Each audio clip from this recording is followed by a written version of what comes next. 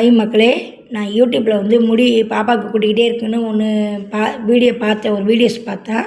அதில் வந்து இது செஞ்சு பார்த்தா முடி வளருமா, இருக்கிற முடி கொட்டுமான்னு எனக்கு ஒரு டவுட்டு. இப்போ இருந்தாலும் நான் கொஞ்ச நாள் செய்யலை, திருப்பி சரி செஞ்சு தான் பார்ப்போமேன்னு நான் ஒரு டைம் இது வந்து செஞ்சேன். செம்பருத்தி பூ, செம்பருத்தி தழை, கருவேப்பிலை, வேப்ப இலை, சோத்துக்கத்தாழை இது போட்டு மிக்சியில் வந்து தண்ணி படாமல் நல்லா நைஸாக அரைச்சிக்கணும். அரைச்சிட்டு தேங்காய் எண்ணெயில் வந்து நல்ல தலை சுத்தமான தேங்காய் எண்ணெய், எந்த கலப்படம் இல்லாமல் தேங்காய் எண்ணெயில் இது நல்லா கொதிக்க வச்சுட்டு ஒரு அரை மணி நேரம் வந்து பாப்பாவுக்கு தலையில் தேய்ச்சி விட்டேன். பேனு நிறையா இருந்தது, நல்லா தேய்ச்சி விட்டேன்.